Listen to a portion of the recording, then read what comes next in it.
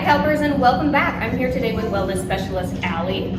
And today we're going to be talking about the pelvic floor. We're going to be talking about what makes up the pelvic floor, a little bit of the anatomy, what it's essentially used for in your body, how we can diagnose and fix pelvic floor dysfunctions, as well as talking about overactive pelvic floors, which is something not a lot of us consider, but unfortunately a lot of us struggle with. So without further ado, we're going to go ahead and jump right in. Alright guys, so I'm going to talk to you a little bit about what your pelvic floor is, because some of us aren't really aware of it.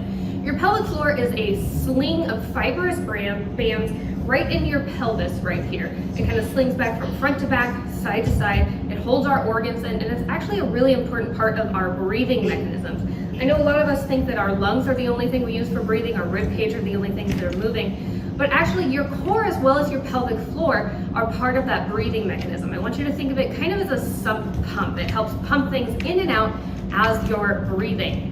Now, if we have any sort of dysfunctions with it, it's usually caused by that intra-abdominal pressure issue. A lot of us, especially us moms, we talk about how, we can't jump anymore after we have kids. I think you guys, if you have kids, probably know what I mean.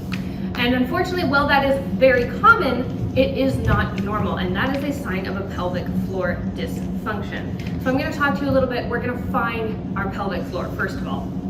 And I know one of the first things most people say is do Kegels. However, unfortunately, most people do them incorrectly, and they're actually not the most appropriate exercise to help fix any pelvic floor dysfunctions. So what I want you to do is go ahead, sit up nice and tall. We're going to sit right on our sits bones.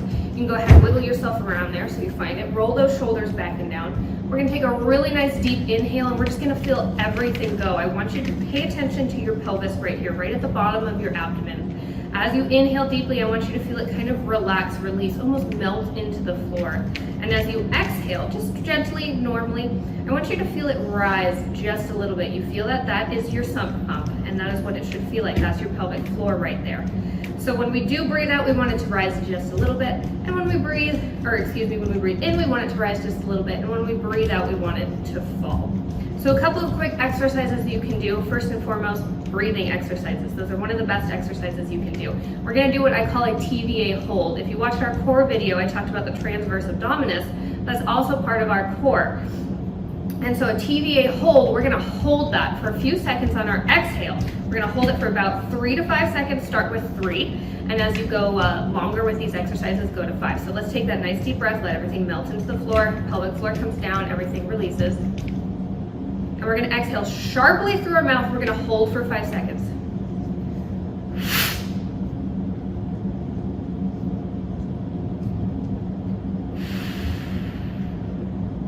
So as I'm letting everything go, I'm still holding everything tight and engaged. I'm feeling corseted up. If you imagine you have a straw all the way down from your pelvic floor up into your mouth, I want you to think of sucking it all through that straw, pushing it all up together. That's going to engage that pelvic floor and that core that's also causing that intra-abdominal pressure disorder. So let's go ahead and take a nice another deep breath here. We're going to exhale, hold for 5, and engage, hold it the whole time.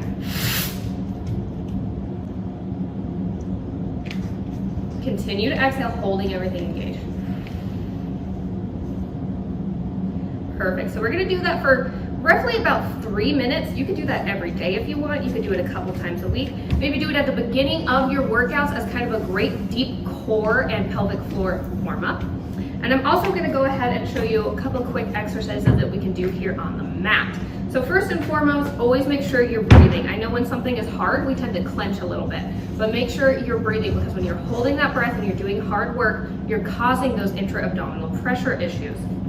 So let's go ahead and grab a ball. If you don't have a ball, that's totally fine. Just grab a throw pillow, a teddy bear, a rolled up towel, a yoga block, doesn't matter. Just something that we can squish between our thighs. We're gonna lay down on our backs, knees are bent, feet are flat on the floor.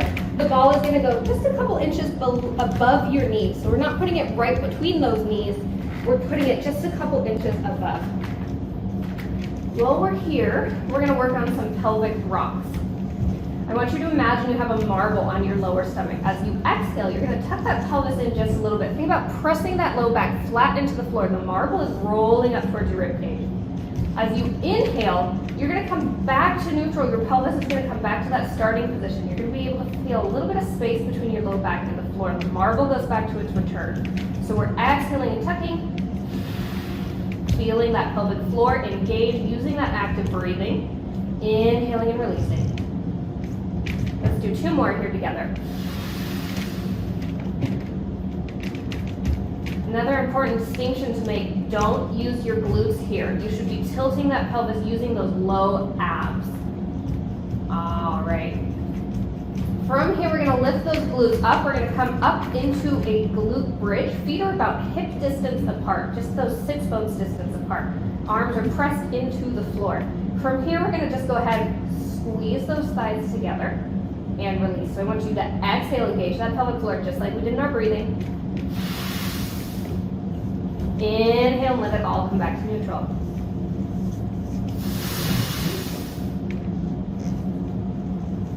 Let's go for 2 more.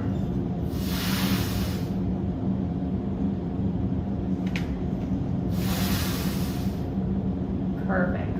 All right, now one quick thing. I want you to make sure you're doing the breathing while you are clenching those thighs together. Otherwise, you're just getting a nice inner thigh workout, which is great, but because we're focusing on the pelvic floor, we want to make sure that's engaging as well.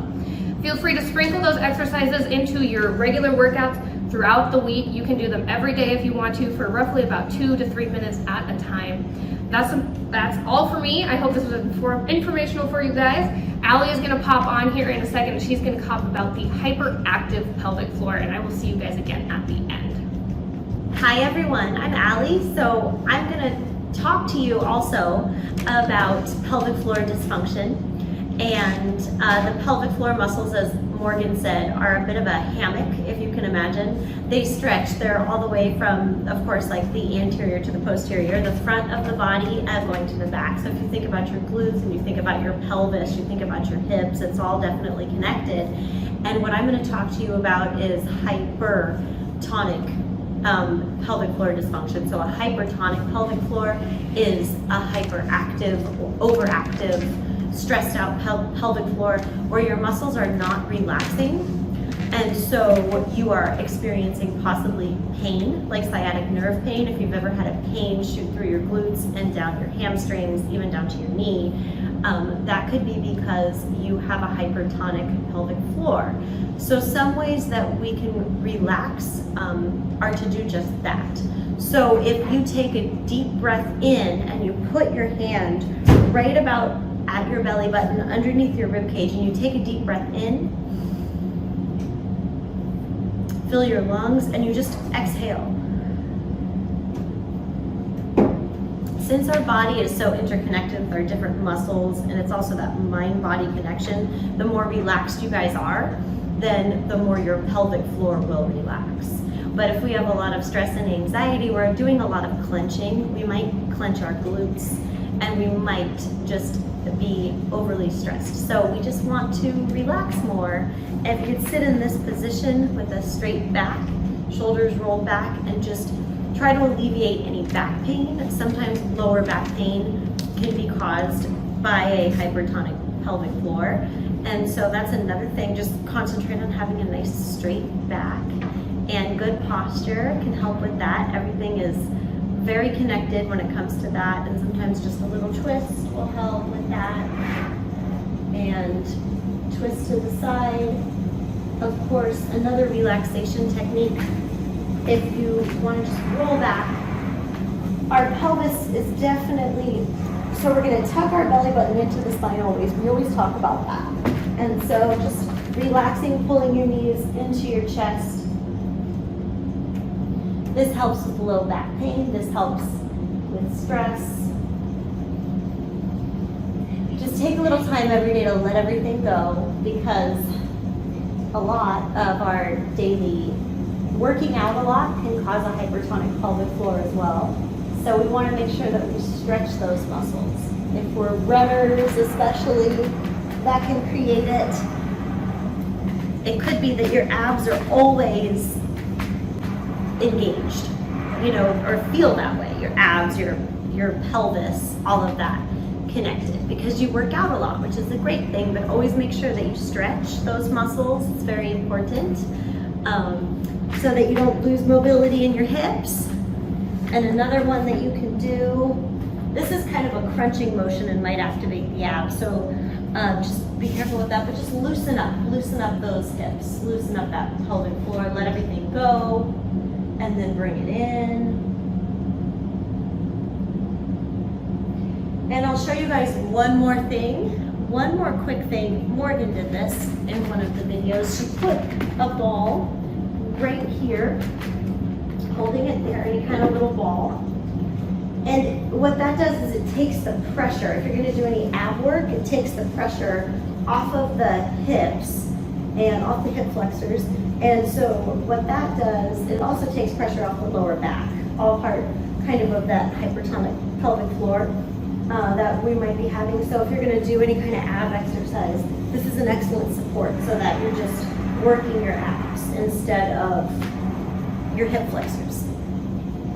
That's a huge game changer, you guys. And again, mind-body connection, just make sure you take time in your day to relax. And then all of your muscles will relax, including your pelvic floor muscles. Thank you. All right, guys, thank you so much for being here, for following along, and for watching. I hope this was really informational for you. I hope that you learned a little bit about what your pelvic floor is, where to find it, what a pelvic floor dysfunction is, and how to help heal it over time, as well as what an overactive pelvic floor is, and some considerations that you can take into your daily workouts to help prevent those problems. Of course, if you guys have any questions at all, especially if you're like really postpartum and this is an issue for you, please by all means email us at the fitness center and we would be happy to get back to you and help you with any sort of questions or issues you might be having. So have a great rest of your day and we will see you guys next time. Thank you.